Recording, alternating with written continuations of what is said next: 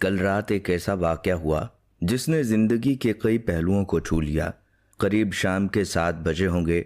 Mobile की घंटी बजी। फोन उठाया तो उधर से रोने की आवाज। मैंने चुप कराया और पूछा, भाभी जी आखिर हुआ क्या है? उधर से आवाज आई, आप कहाँ हैं और कितनी देर में आ सकते हैं?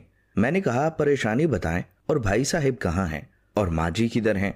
आखिर हुआ क्या है? लेकिन उधर से सिर्फ एक ही रट के आप फौरन आ जाइए। मैंने उसे मुतमईन करते हुए कहा कि 1 घंटा लगेगा पहुंचने में। जैसे तैसे घबराहट में पहुंचा।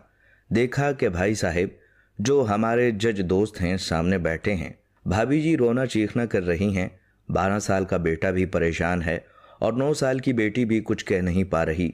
मैंने भाई साहब से पूछा, आखिर बात क्या है? भाई साहब कुछ जवाब नहीं दे रहे थे। फिर भाभी जी ने कहा, ये देखिए तलाक के कागजात कोर्ट से तैयार करा के लाए हैं, मुझे तलाक देना चाहते हैं। मैंने पूछा, ये कैसे हो सकता है? इतनी अच्छी फैमिली है, 2 बच्चे हैं, सब कुछ सेटल्ड है।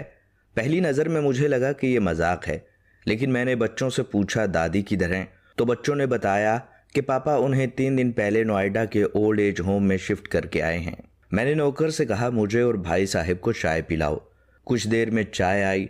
भाई साहब को मैंने बहुत कोशिश की चाय पिलाने की, मगर उन्होंने नहीं पिया और कुछ देर में वो मासूम बच्चे की तरह फूट फूट कर रोने लगे और बोले, मैंने 3 दिनों से कुछ नहीं खाया। मैं अपनी 61 साल की माँ को कुछ लोगों के हवाले करके आया हूँ। पिछले साल मेरे घर में मेरी माँ के लिए इतनी मुसीबतें हो गई कि बीवी ने कसम खा ली कि मैं माँ जी का ध्यान नहीं रख सकती। ना तो ये उनसे बात करती थी और ना मेरे बच्चे उनसे बात करते थे। रोज मेरे कोर्ट से आने के बाद माँ बहुत रोती थी। नौकर तक भी उनसे खराब तरह से पेश आते थे और अपनी मनमानी करते थे। माँ ने 10 दिन पहले बोल दिया, तू मुझे ओल्ड एज होम में डाल दे। मैंने बहुत कोशिश की पूरी फैमिली को समझाने की, लेकिन किसी ने माँ से सीधे मुंह बात तक न की। जब मैं 2 साल का था तब अब्बू इंतकाल कर गए। माँ ने दूसरों के घरों में काम करके मुझे पढ़ाया, इस काबिल बनाया कि आज मैं एक जज हूँ। लोग बताते हैं कि माँ दूसरों के घरों में काम करते वक्त कभी भी मुझे अकेला नहीं छोड़ती थी। उस माँ को मैं आज ओल्ड एज होम में छोड़ आया हूँ। मैं अपनी माँ की एक एक दुख को याद करके तड़प रहा हूँ, जो उन्होंने सिर्फ मेरे लिए उठाए थे। मुझे आज भी याद है जब मैट्रिक के इम्तहान देने वाला था, माँ मेरे साथ रात रात भर बैठी रहती। एक बार जब मैं स्कूल से घर आया तो माँ को बहुत ज़बरदस्त बुखार में मुब्तला पाया। पूरा जिस्म गर्म और तप रहा था। मैंने माँ से कहा, तुझे तेज़ बुखार है? तब माँ हंसते हुए बोली, अभी खाना बना कर आई हूँ इसलिए गर्म है। लोगों से उधार मांग कर मुझे यूनिवर्सिटी से LLB तक पढ़ाया। मुझे ट्यूशन तक नहीं पढ़ाने देती थी, कहीं मेरा वक्त बर्बाद ना हो जाए। कहते कहते और ज्यादा जोर से रोने लगे और कहने लगे, जब ऐसी माँ के हम नहीं हो सकते तो अपने बीवी और बच्चों के क्या होंगे? हम जिनके जिस्म के टुकड़े हैं, आज हम उनको ऐसे लोगों के हवाले कराए हैं जो उनकी आदत, उनकी बीमारी, उनके बारे में कुछ भी नहीं जानते हैं। जब मैं ऐसी माँ के लिए कुछ नहीं कर सकता तो मैं किसी और के लिए भला क्या कर सकता हूँ? आज़ादी अगर इतनी प्यारी है और माँ इतनी बोझ है तो मैं पूरी आज़ादी देना चाहता हूँ। जब मैं बगैर बाप के पल गया हूँ तो ये बच्चे भी बगैर बाप के पल जाएंगे। इसलिए मैं तलाक देना चाहता हूँ। सारी प्रॉपर्टी मैं इन लोगों के हवाले करके उस ओल्ड एज होम में रहूँगा। वहाँ कम से कम माँ के साथ तो रह सकता हूँ।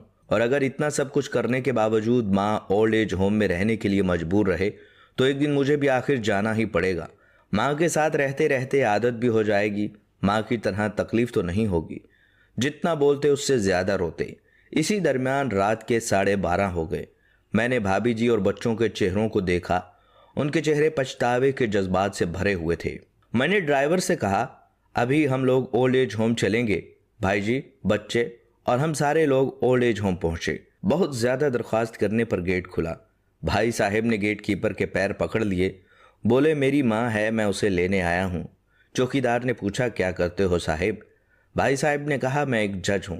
उस चौकीदार ने कहा, जहाँ सारे सबूत सामने हैं तब तो अपनी माँ के साथ इंसाफ नहीं कर पाए, औरों के साथ क्या इंसाफ करते होगे साहिब? इतना कहकर हम लोगों को वहीं रोक कर वो अंदर चला गया। अंदर से एक औरत आई जो वार्डन थी।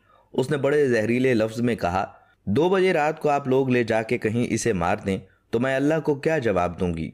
मैंने वार्डन से कहा, बहन आप यकीन कीजिए, ये लोग बहुत पछतावे में जी रहे हैं। आखिर में किसी तरह उनके कमरे में ले गई। कमरे का जो नज़ारा था उसे लफ्ज़ों में बयान करना मुश्किल है। सिर्फ एक फोटो जिसमें पूरी फैमिली है, वो भी माँ के बगल में जैसे बच्चे को सुला रखा है।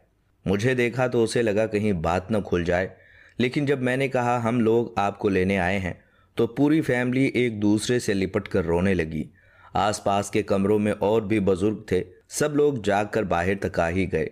उनकी भी आंखें नम थीं। कुछ वक्त के बाद चलने की तैयारी हुई। पूरे ओल्ड एज होम के बाहर तक लोग आए। किसी तरह हम लोग ओल्ड एज होम के लोगों को छोड़ पाए।